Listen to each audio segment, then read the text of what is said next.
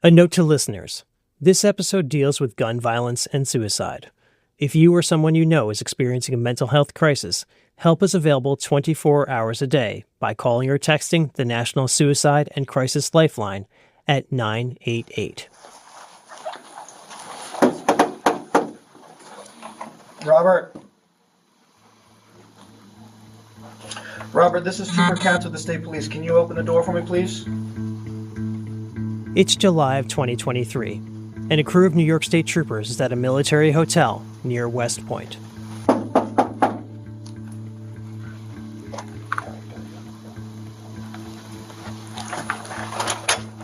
Thank you, my man. You want to throw a shirt on? Come and talk to you. Leaders of an Army Reserve unit have called the troopers to help with a reservist who had been hearing voices and picking fights. He's locked himself in his room, and he insists that everyone, family, friends, and total strangers, are spreading lies that he's gay and a pedophile. What was it that caused the issue last night? They keep saying shit behind my back. I confront them, and they pretend like I'm hearing stuff. Okay. You say that they're talking about you behind your back, but you actually hear them saying these things? Yeah, or I'm hearing them, yeah. Army Reserve Sergeant First Class Robert Card sits perched on the edge of the bed in a cinder-block room strewn with clothes and shoes. He's a 20-year veteran, lean and fit. He's wearing matching Army shorts and a t-shirt, plus a fresh buzz cut. His unit is on a 2-week training stint at West Point. Card's specialty is showing hundreds of cadets, one by one, how to toss live hand grenades. Card's mental health has been deteriorating for at least 6 months now, and something is clearly off with him this weekend. It's happening everywhere, so all right. Hearing bits and pieces of all of it, and it's just getting old, and I confront people, and it doesn't stop. So. Okay. All right, so we talked to a few of them today, and they're saying like nothing like that is happening. The troopers tell Card that he's been directed by his reserve commanders to get a psych evaluation that very day. It's an order, not a request. Okay. But Well, I mean, is it going to help anything? No. I don't know. I would rather have people stop talking, stop looking at me, a fucking private person that don't like fucking my shit out there. And then this exchange happens. These guys, I mean, I hope you understand that they're concerned enough about your welfare that they called us. Oh, because they're scared, because I'm going to friggin' do something, because I am capable. I am capable. The state trooper seizes on that phrase. Like, what do you mean by that? Huh? What do you mean by that? Nothing. No. Okay. I am capable. In the months leading up to this, Robert Card had been making threats. Just about everyone he was close to was worried about him. And months later, he would go into 2 night spots in Lewiston, Maine with an assault rifle. He'd kill 18 people and wound 13 more in the deadliest mass shooting in Maine history. 2 days later, he'd be found dead from a self-inflicted gunshot wound. This police body cam footage, released by the New York State Police in response to a public records request, is one of the only recordings of Card to surface publicly since the shooting. And when a coworker and I watch it, we both get chills hearing those words from the future gunman. Reserve First Sergeant Kelvin Moat was in the hallway that day at the hotel near West Point. He overheard what Card said. I am capable. That was enough for me. At that moment, I decided he was going to the hospital, one way or the other. Last episode, we heard about the missed opportunities, especially among local police, to prevent the tragedy in Lewiston. In this episode, we focus on the military. I'm Kevin Miller, and for the past year, my colleagues and I have been looking into how the Army Reserve responded to the many clear warning signs about a soldier in a dangerous downward spiral. We were there as members of the Army and Army Reserve testified under oath for more than 15 hours about that July incident. We talked to dozens of people about what happened in the months before and after. We analyzed investigative reports from the Army and a state commission, and we spoke to members of Congress who are pressing the military for changes after Lewiston. Army Reserve leaders have acknowledged some failures, they've also cast blame onto local police and criticized a private psychiatric hospital. And that July morning, this could have been a turning point. Reserve unit leaders took the initiative to get Card help, but the help never came. Instead, what followed were questionable medical decisions, months of miscommunication, and military red tape, with tragic consequences. Those mistakes have raised questions about how the Army manages mental health concerns within its ranks, and it's highlighted disparities between the regular military and the reserves. I mean, we're doing the best that we can in terms of understanding what did transpire and then make changes for the future. It's clear that it wasn't just a hunch and that Sergeant Card had legitimate issues. None of us should be allowed to say that we did enough in this scenario, in this situation. From Maine Public Radio, the Portland Press Herald, and FRONTLINE PBS, this is Breakdown, Episode 3, Dereliction of Duty.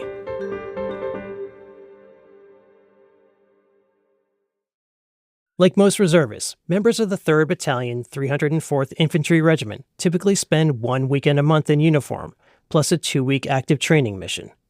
For the 304th, that mission happens at West Point. This stretch of land is part of the 16,000 acres that make up the United States Military Academy at West Point, New York. It began to play a vital role in our nation's history in 1777. It was General George Washington who saw its strategic value to the lower Hudson Valley. He called for the 2-century-old military academy overlooking the Hudson River has churned out scores of future generals and even a few presidents. And for several decades now, those future military leaders learn how to literally shoot straight with help from the Maine-based 304th. Robert Card was regarded as a, quote, solid and reliable member of the unit, and an Army Reserve evaluation from earlier in 2023 described him as a, quote, consummate professional. But he had been losing his hearing for years, and Card's mental health was already on the radar of his unit leaders by the time he arrived at West Point that July. 2 months earlier, in May, a sheriff's deputy in Maine had contacted a reserve leader after Card's ex-wife and son raised concerns that he seemed to be hearing voices, and about his erratic behavior and his access to guns at home. As we heard in previous episodes, there was talk of getting him treatment and working with other family members to remove his guns. But ultimately, little was done, and Card continued showing up for drills. Yet Card had tried to get out of the West Point training. He had served 20 years in the reserve and was eligible for retirement. And Card had already accused other unit members of talking trash about him. The state troopers who showed up at Card's room that day gave him 2 options for getting to West Point's military hospital.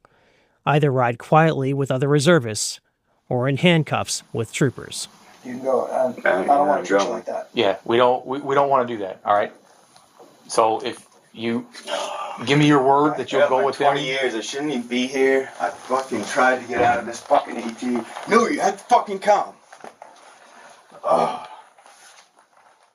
Card is driven to the hospital in an SUV with 3 other non-commissioned officers. It's part of a 4-vehicle caravan that includes 2 state police cruisers. Card tears up at one point. He's otherwise silent as he stares out of the window.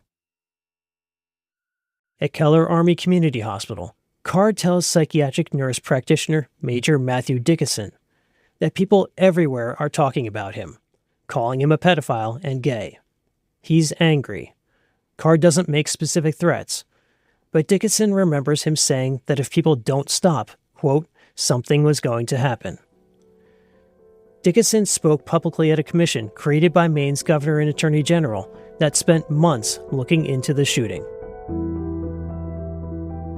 We have convened this evening for the purpose of interviewing and hearing from Major Matthew Dickinson, who I believe is with us. For months, my colleagues and I pressed military officials for specifics about their dealings with Robert Card and his mental health treatment. They wouldn't agree to interviews, but shared general information. This past summer, they also released a 115-page internal investigation that identified multiple failures, which we'll get to a bit later. And we have hours of public testimony before the State Commission from members of the Army and Army Reserve. Major Matthew Dickinson testified that it took him less than an hour to declare Robert Card unfit for duty. Mr. Card was exhibiting psychosis and paranoia, and I actually had safety concerns because he was actually assigned with his unit running a range where he had access to weapons and munitions. My recommendation was that he be moved to a higher level of care for further assessment. Keller Hospital wasn't equipped at the time to offer Card the intensive, around-the-clock psychiatric care that Dickinson says he needed. So Card was transferred to a private facility called Four Winds Hospital, located about an hour away. Master Sergeant Ed Urich was attending the West Point training that weekend, too. It's clear that it wasn't just a hunch and that Sergeant Card had legitimate issues, that it was getting addressed. We're all high-fiving each other because it was the perfect scenario. We got him to where he needed to be. They identified it. Yeah, you're right. And they brought him to a place where he's supposed to be treated. We were very happy with the way it turned out as far as the unit was concerned. Here's where things start to get murkier. We know that Card spent 19 days at the private hospital, but the details remain sketchy a year after the shooting and his suicide. That's because the Army couldn't force Four Winds Hospital to participate in its investigation. Maine Public Radio, the Portland Press Herald, and FRONTLINE's team reached out to the hospital more than a dozen times. They responded twice, referring us to a communications staffer and an outside attorney, neither of whom replied. Members of Maine's shooting commission did talk to the psychiatrist who treated Card at Four Winds. But that questioning took place in private because, even though the former patient had died, there were, quote, legal concerns stemming from New York State's medical privacy laws. A commission spokesman also confirmed that Four Winds shared Card's medical files, but up until now, the panel hasn't released those documents publicly. In its 215-page final report, the commission devoted just a few paragraphs to Card's time at Four Winds and their interview with the psychiatrist. As for why, Commission Chairman Dan Wathen hasn't publicly said. We set forth the facts as we determined them to be, and they're in the report. And I'd let the report speak for itself in that regard.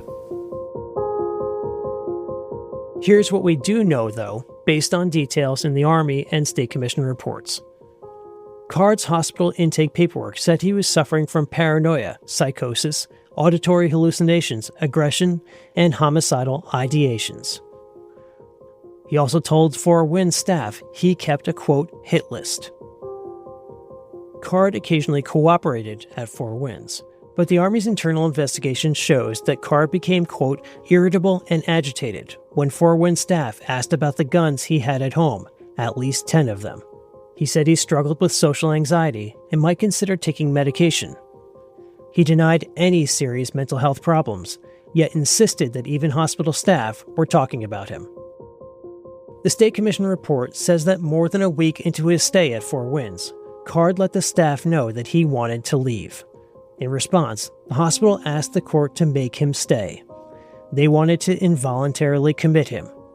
But the day before the court hearing, both Card and the hospital dropped their competing requests. So on August 3rd, Robert Card walked out of Four Winds. He had his discharge instructions, but no follow-up appointments scheduled. Had he been involuntarily committed, federal law would have prohibited Card from owning guns when he was eventually released. His sudden departure shocked many, including the Army nurse practitioner, Major Dickinson, who first evaluated him. For me personally, yeah, sure. I was a little surprised. And Master Sergeant Urich, who heard the news from Card's older brother, Ryan. We thought that he was going to be there for a very long time. And when Ryan Card called me and said he was out, I said, that can't be true. And he said, actually, how naive I was. I said, well, then he's all better. And he said, no, he's still the same. And I said, I don't believe that the hospital released him the same way they got him. I just don't believe that. And he said, he is the same. According to the State Commission, Card's attending psychiatrist said she didn't think a court would agree to have him committed. Card had shown progress, said he would take his meds, and participate in therapy after release. Four Winds staff worked out a, quote, safety plan with members of Card's family. However, details of that plan have not been released. They also tried several times to reach him, according to the Army report, but were not successful. One answer may come from Card himself. Sean Hodgson drove 6.5 hours from Maine to pick up his fellow reservist and friend. Well, I thought I'd have to go talk to somebody, and I pulled up and I saw him waving through the window in the door. Thought that was odd. I was like, all right. And I parked my car, and I walked up, and they just let him out the door with his bags. And he's like, you want me to drive? On the way home, Card bragged about playing the game to get released. He told Hodgson how he threatened to sue and how hospital staff were, quote, abusing his rights by keeping him there. He just started telling me everything all over again and what happened in the hospital and how he pretty much played the game. And he told them straight out he knew exactly what to say to get out. Card arrived back in Maine 20 days after he left for New York. The commission report states that before his release, Card assured Fort Wayne staff that he would take the prescribed drugs, get treatment, and seek support from family and friends. But they were all empty promises. He never made any appointments and stopped taking his medications within days of getting home. Robert Card lived with his dog in Bowdoin, Maine. It's a farming community about 40 miles from Portland, but a world away, with about 3,000 people and one convenience store. Card was raised there. His family owns hundreds of acres of farmland and woods in the tight-knit community. Card got home from the hospital in New York 12 weeks before the mass shooting. He was back in civilian life. And according to the Army's own investigation, that was a failure by the military. To better understand why, I need to explain the difference between the reserves and active duty military. The regular Army, Navy, Air Force, Marines, or Coast Guard is a full-time job. You can be deployed at any time. You're subject to military law. That's why when an active duty soldier or sailor is busted for, say, drunk driving on a Saturday night, the military justice system might demote or imprison them. They could be ordered to undergo treatment or even kicked out. That's active duty. Reservists, on the other hand, are only soldiers part-time. During weekend battle assemblies or the annual 2-week training, reservists are on duty. That means they're under the command of their unit leaders and anyone above them. But as soon as they arrive home, they become civilians again, and their reserve leaders have no real authority over them. And that's what happened with Robert Card. Card was on active duty during the 19 days he spent at the hospital. That ended when he reached his home in Maine.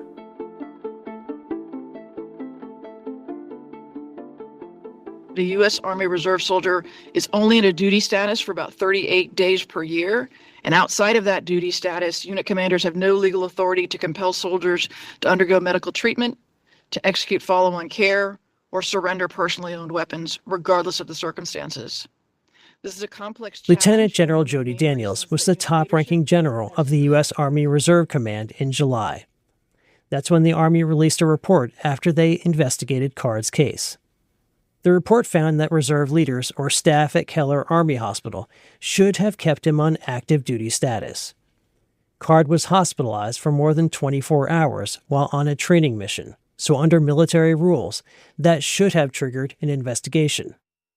If his mental illness was caused or aggravated by his service, the government should have kept paying for his care, but none of that happened. What did happen next reveals alarming gaps in the mental health support system for soldiers and their families. Roughly a week after returning home, Card stopped answering calls and messages from an Army psychological health case manager. They were supposed to keep tabs on his progress and help connect him with services, but he ignored them, and at the end of August, the case manager simply closed Card's file.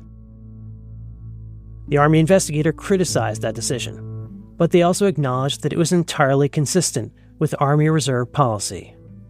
At that time, the Reserve's psychological health program could close a case after 5 unsuccessful attempts to reach someone over 3 weeks. So again, 5 unanswered calls, emails, or text messages, and it's case closed. That program is supposed to follow up with soldiers who have mental illness. Senator Susan Collins is a senior member of Maine's congressional delegation and the top Republican on the powerful Senate committee that controls military spending. Collins says it was, quote, inexplicable that the psychological health case manager would close the case or that the policy would allow it. And yet, to me, it's difficult to think of a greater warning sign than his failure to respond to repeated inquiries from medical professionals that suggested that he was not taking his medication and that he was not complying with the discharge orders.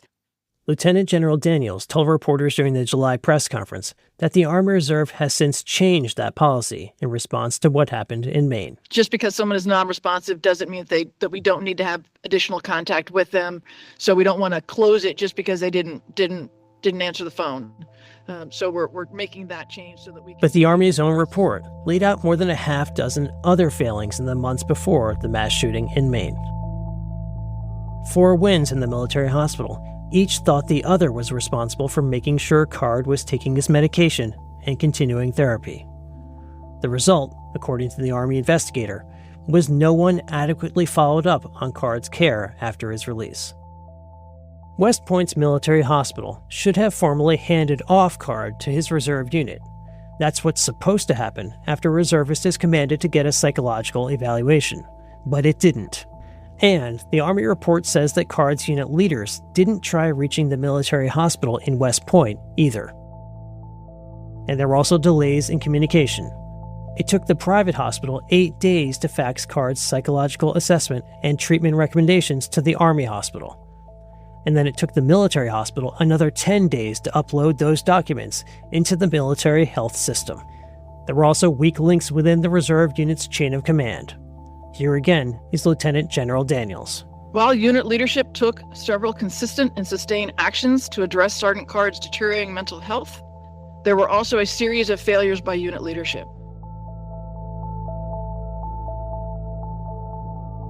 According to the Army investigator, Card's commanders were supposed to investigate after he was hospitalized for more than 24 hours.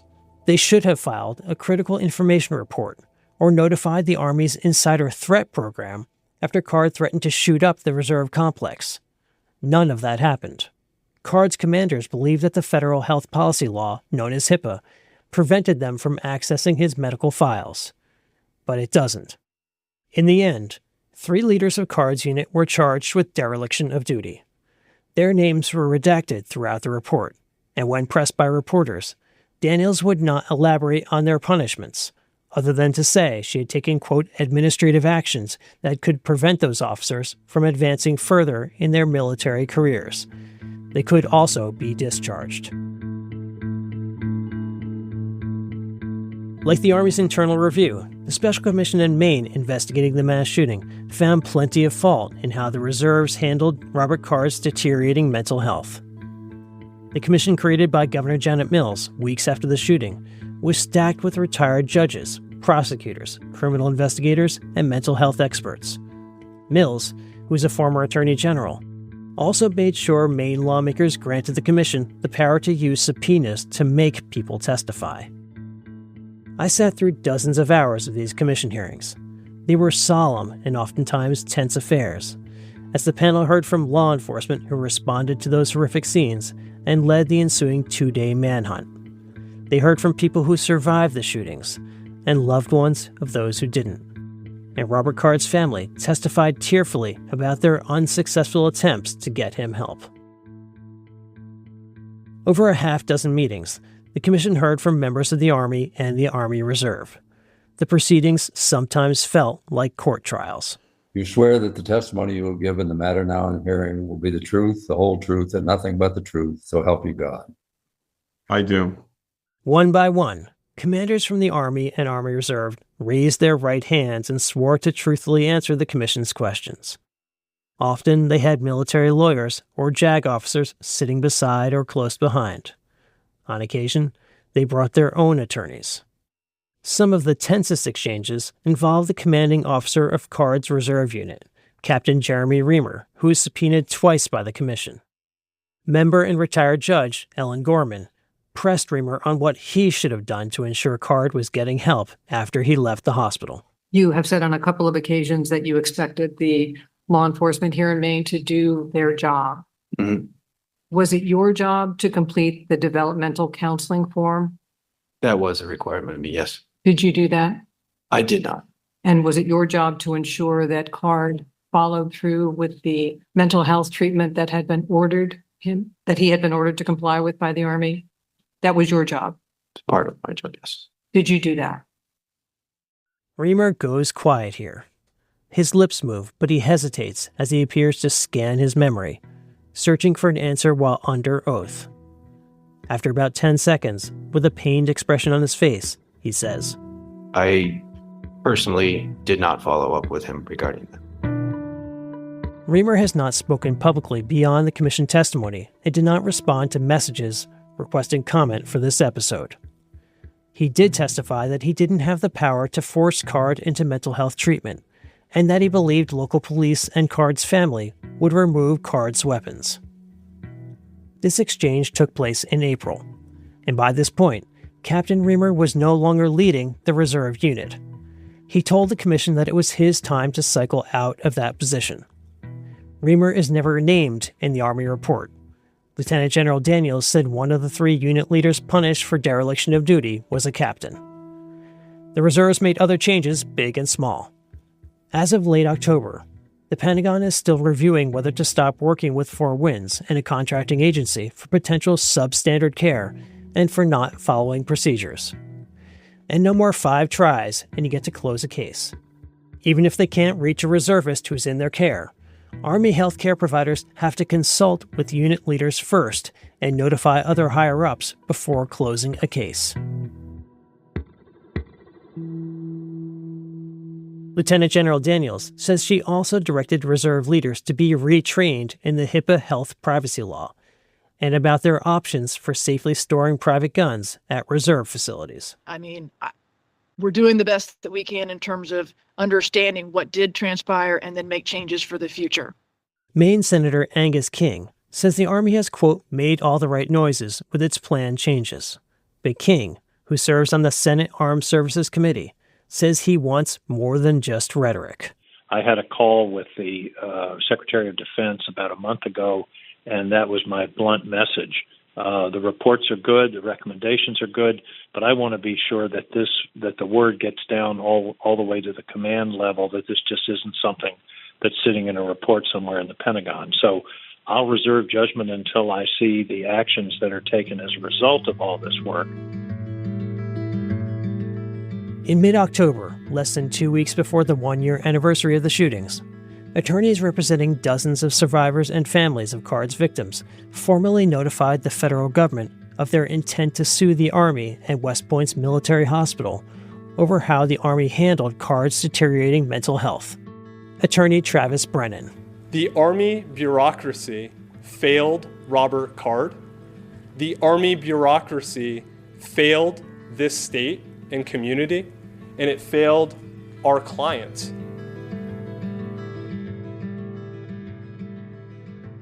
Robert Card's ex-wife, Carol Lamb, is infuriated by the finger-pointing she's seen among law enforcement and reserve leaders.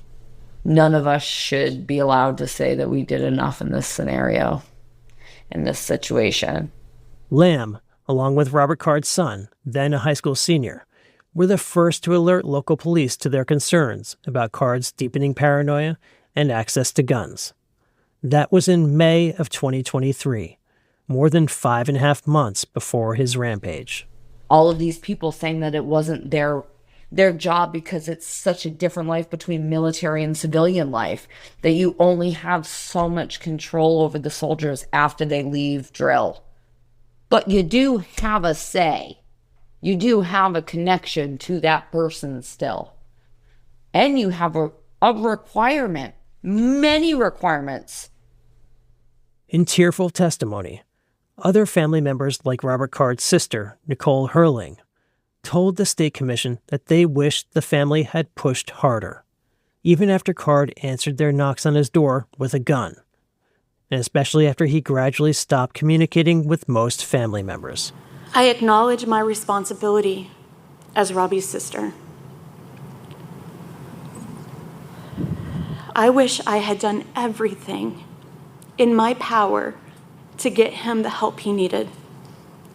My pride prevented me from seeking help after facing rejection. Herling and her older brother, Ryan, had tried to get him into treatment. She told the State Commission about the countless hours trying to navigate the assistance programs that are supposed to be available to military personnel and their families. Despite exhaustive online searches, I couldn't find clear information on where to report my concerns. The information I did come across was outdated, and despite leaving numerous voicemails, none were returned. She and her husband, James, told commission members that Card was a quiet, beloved father, brother, and uncle before something went horribly wrong in his head. Before he became convinced that even his family was part of a massive conspiracy against him. This is not an excuse for the behavior and action that Robbie committed. It was a wrongful act of evil. My brother-in-law was not this man. His brain was hijacked. Exactly what happened to Card's brain has been the subject of a lot of debate and speculation. Maine's medical examiner sent Card's brain tissue to a lab at Boston University's medical school that studies brain injuries among athletes, like pro football players, and among military personnel.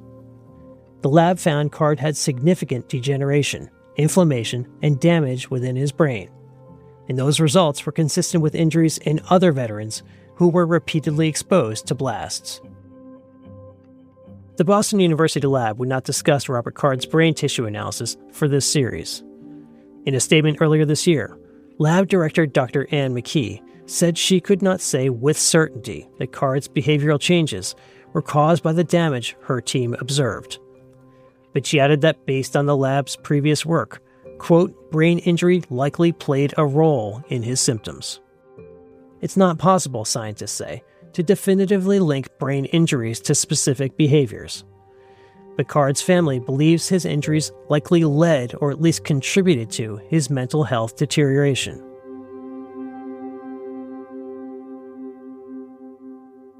The Army's internal investigation agrees that Card likely suffered a traumatic brain injury, but it raises a different theory. Card fell from his roof and broke his neck in 2008, the report says, quote, possibly leading to a traumatic brain injury. Military experts are still reviewing Card's case. And during her July press conference, Lieutenant General Daniels deferred to Army medical experts on the issue, but she also seemed to dismiss the possibility that hand grenade blasts may have injured Card's brain. So the fall from the house on a ladder, I believe, is the injury that took place. The amount of exposure that he had is to other shock is relatively minor. Since then, the Pentagon has announced new safety provisions for soldiers, including, quote, baseline cognitive assessment for all new military recruits, including reservists. Nicole Herling told the commission that her brother may have been exposed to up to 1,000 shockwaves from grenade blasts during his years training West Point cadets. Now, she and other family members say they are working to raise awareness about mental health in military personnel and are encouraging other veterans to get involved with a national nonprofit that advocates on brain injuries. The goal is to push the military to do more to protect all service members, both during combat and training. They fought for us. Now we fight for them. This is our call to action.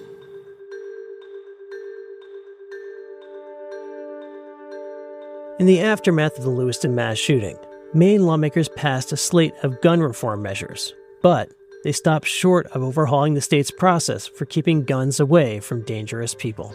It wasn't the system that failed, it was the people in the system. This tragedy was caused by a colossal failure of human judgment by several people on several occasions. Next time on Breakdown, we'll explore the political dynamics over gun control in Maine. a place where firearms and hunting are ingrained in the state's culture and history. Breakdown is a collaboration between Maine Public Radio, the Portland Press Herald, and FRONTLINE PBS, with support from Rock Creek Sound. Our reporters are Susan Sharon, Steve Missler, and Patty White. The producer is Emily Pizzacreta. The show is edited by Ellen Weiss and Keith Shortall. Our executive producers are Mark Simpson and Aaron Texera. Sound design and mixing are by Benjamin Frisch. Fact-checking by Nicole Reinert. Legal support from Dale Cohen. Rick Schneider is the president and CEO of Maine Public Radio. Lisa DeSisto is the CEO and publisher of the Portland Press Herald. Rainey Aronson Roth is the executive producer and editor-in-chief of Frontline. Breakdown is produced through Frontline's local journalism initiative, which is funded by the John S. and James L. Knight Foundation. For an upcoming video translation of the podcast in American Sign Language, go to frontline.org. For additional reporting about Lewiston, visit mainepublic.org/breakdown, pressherald.com, and frontline.org, where you can also stream an upcoming documentary. If you are in crisis, please call, text, or chat with the Suicide and Crisis Lifeline at 988, or contact the Crisis Text Line by texting TALK to 741-741. We're a new podcast, and the best way to help us get discovered is to leave a 5-star review wherever you get our show, and tell your friends. I'm Kevin Miller. Thanks for listening.